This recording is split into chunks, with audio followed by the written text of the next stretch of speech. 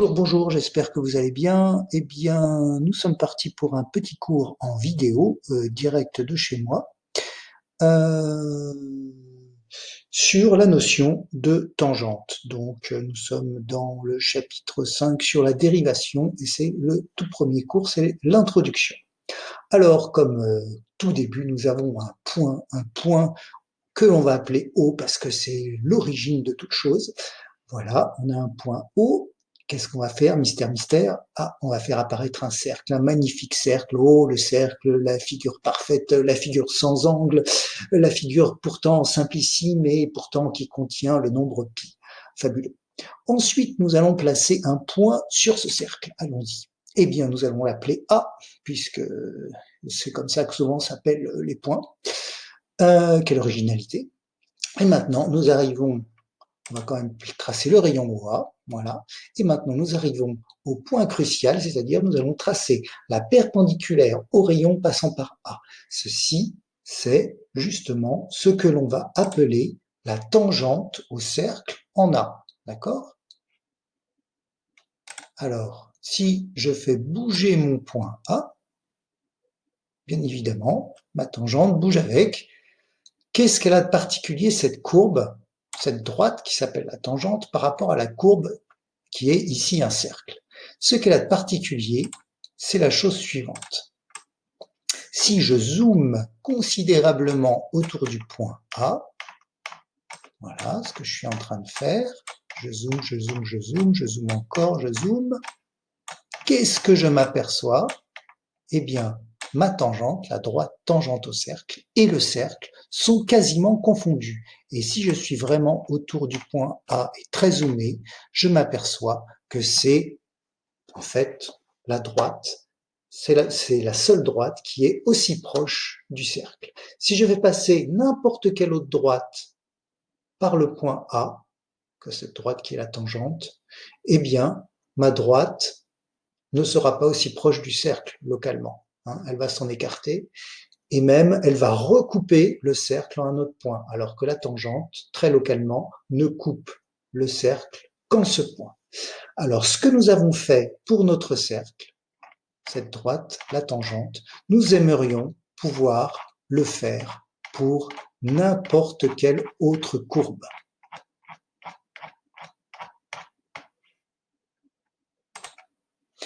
Alors c'est parti, voici un superbe repère orthonormé comme il se doit, et nous allons y mettre une magnifique courbe que nous connaissons bien aussi, qui est la parabole. Ah, une magnifique parabole verte, voilà.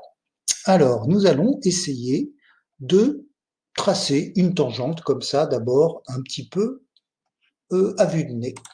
Alors je vais mettre un point sur ma courbe, voilà, tiens, on va l'appeler A pour changer, et on va un petit peu zoomer, voilà, et on va, comme ça, par intuition, tracer une droite qui nous paraîtrait être un peu comme la tangente au cercle. Ben, moi, je trouve que là, on n'est pas loin de quelque chose qui pourrait être la tangente en A, effectivement. Tiens, voilà, j'ai des messages, super.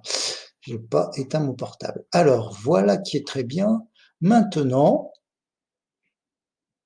en fait, je vais le faire tracer par l'ordinateur parce que nous avons une commande qui nous permet de tracer la vraie tangente.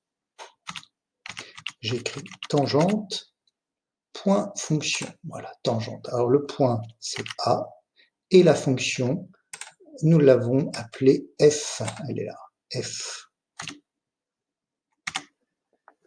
Et voilà, voilà.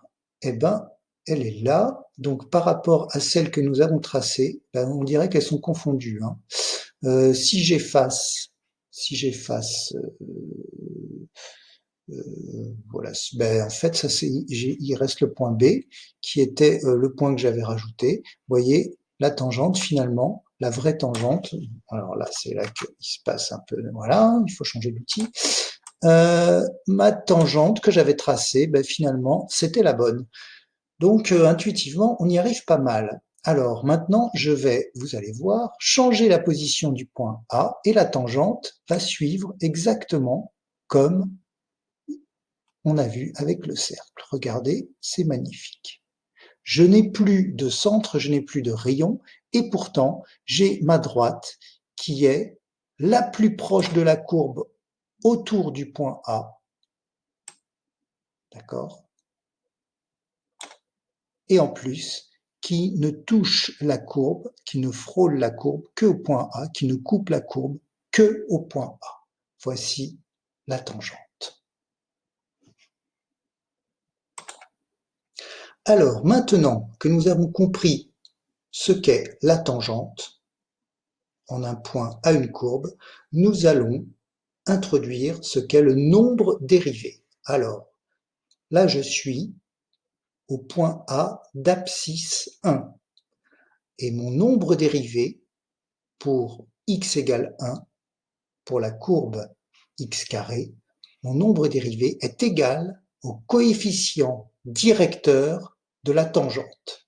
Donc là, j'ai l'équation de ma tangente en A à F, elle est ici. Donc le coefficient directeur, c'est 2. Donc je vais pouvoir dire que le nombre dérivé pour x égale 1 est égal à 2. Et comment j'écris le nombre dérivé? Je l'écris f'.